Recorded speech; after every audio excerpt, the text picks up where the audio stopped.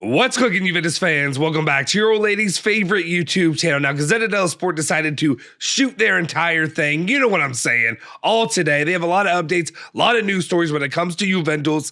Is it going to be important news, or is it going to be a little bit more of they're trying to clickbait you? Well, we'll tell you about it. Stick with us. We'll fill you in.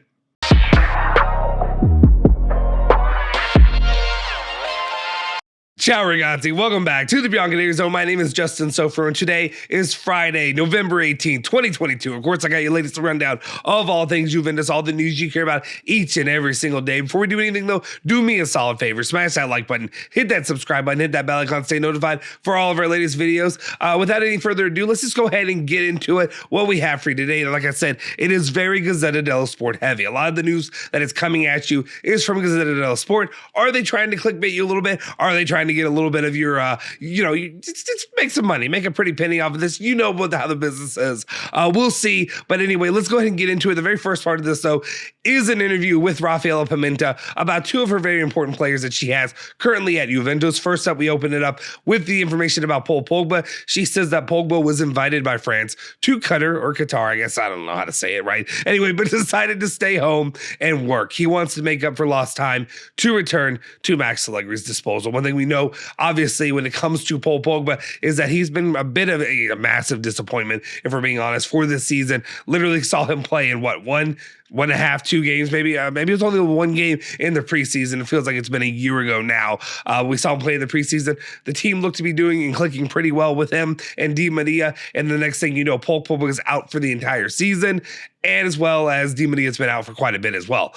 So then you see a lot of the issues that have compiled along with all the other things that happen for Juventus, the very Juventus things that do occur, injuries, player drama, all that good stuff. But good to see that Paul Pogba wants to really rectify the situation, get right back on solid ground, I guess, if you want to say, and running and getting ready to go for Juventus into the second half of the season. All right, let's continue on though and talk about the other players she has, which is, of course, Moise Kean, who has been a controversial figure for Juventus. Maybe not, well, you would expect him to be more controversial for a lot of aspects, but really it's been just how fans have been feeling about him lately. Well, Pimenta said that Moise Kean has held his own in difficult times and will be a key player for Juventus. It's a really, really interesting situation, because how many of us early on were ready to push him out and really move him on and away from Juve?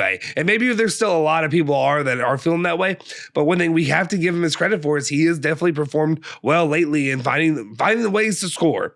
Not always beautifully, but he has found ways to score. If he can continue this, he can be a solid reserve coming off the bench for Juventus. All right, let's continue on though and talk about other players that maybe have not lived up to their height and their station that you expected when they were coming into Juve. And that, of course, is talking about Leandro Paredes, because then the sports reporting saying that Juventus are doubtful about using the option to sign Paredes in the summer. So more and more likely that he will return to PSG and he will not stay and be a Juventus player. I am not surprised by this, but I will say the couple times that I did see him play, when he was healthy, when he was clicking, he looked pretty good. But the problem is shortly after that, he regressed to the mean. And I feel like maybe he's another player that, I said this a lot during the summer, that could be another.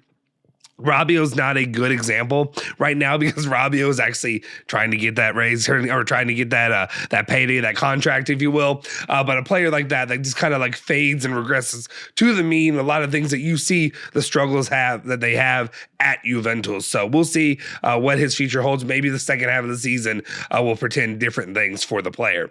All right, let's continue on though. Now we're going to really get into the rumors of the Mercato, the Mercato players that Juventus could be going after.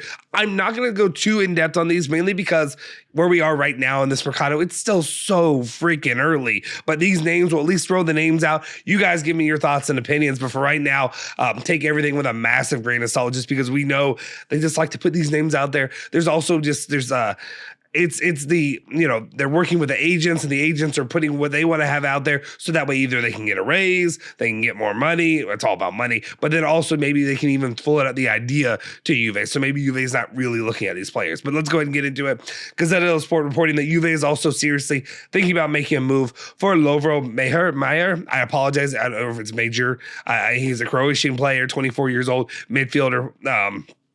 I don't even know how to pronounce the name, so I apologize. But the idea of playing in Italy is very appealing to him. Still, Ren values him a fortune and does not intend to discount him. 50 million euros is the sum asked. This is one reason why I'm not going that much in the player. No way in hell do I see Juventus spending this kind of money to bring in Lovro. We'll say it first time. We'll go with that, right? I don't see it happening just because that sum of money is preposterous. And right now, who knows? But that's where we'll leave that one right there. Let's continue it on. Go to another one. I'm also going to be honest, I'm kind of surprised more with the heavy amount of midfield players that are being rumored here. Is it because obviously you're going to have guys like potentially Paredes leaving, maybe you need another guy to fill a slot, and also you're going to have Rabiot departing too. So that's really probably why you're having such a high level of midfielders, especially when you have, much needed spots in the defense that need to be filled sooner too. We continue on, though, and then, of course, another familiar name, Gazzetta dello Sport's reporting that Frattessi, his agents have held talks with all the big names in Italy, in Europe, including Juventus, and it cannot be ruled out that this track could be opened up in the future for him to come to the club. It's weird because obviously during the summer Mercato, everything seemed to pretend that he was going to go to Roma and that it was a done deal and that we continue on and Davide Frattessi will not be coming to Juventus. Well, that potential has been reopened, reunited, if you will, and we will see if maybe Juve ended up actually going for the player. I like the player overall. I wouldn't mind seeing him go there, but again, it's all about money. It's all about what can be feasibly done. We'll see, especially with Rabiot leaving, especially not making a penny off of him if he leaves for free.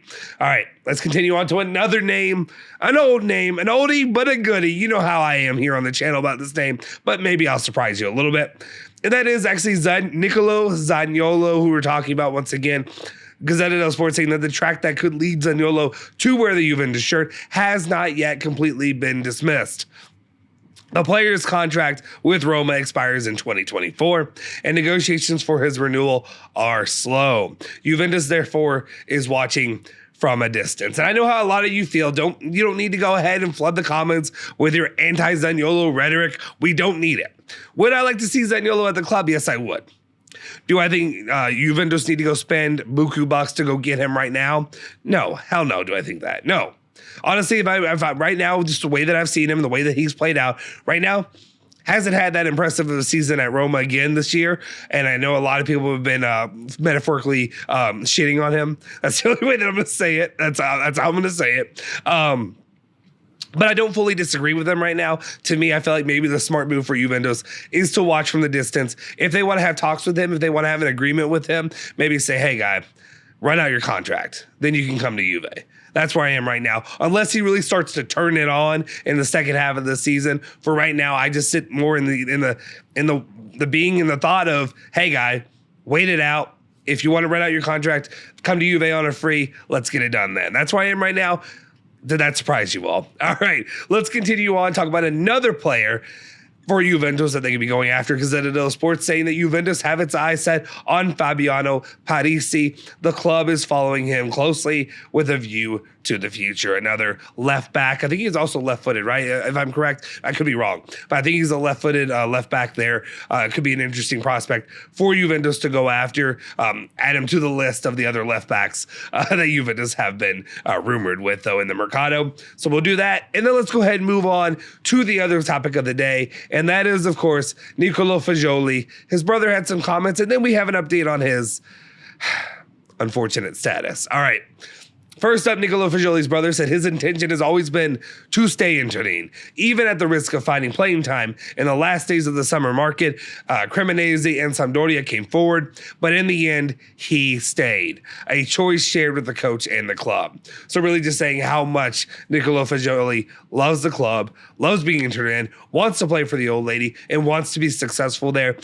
I got to give him his props because I never thought I'd see the day that he'd be performing the way that he has as of late for Juventus. Everything seemed to I use that word way too much today. Everything seemed to show that he did not really have a future at the club, and that more likely he was going to be in the shadow of the other young players that are playing in front of him. Instead, he found his time, he waited for his moment, and he's performing very well as of late. All right, let's continue on with the other comments that his brother said. He said, during these weeks, Allegri told him many times that he had to remain calm. He stood by him, promising that the right moment would come, and it did.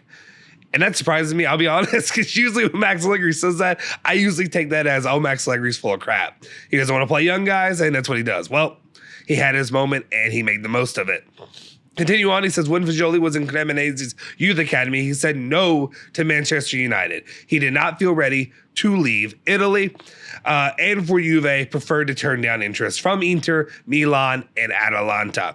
His bianconeri faith prevailed over everything. So really, his brother really going to bat for him right now and just showing, hey, Nicolo Fagioli loves this club. He could have gone to the other big dogs. He could have gone to Inter. He could have gone to Milan.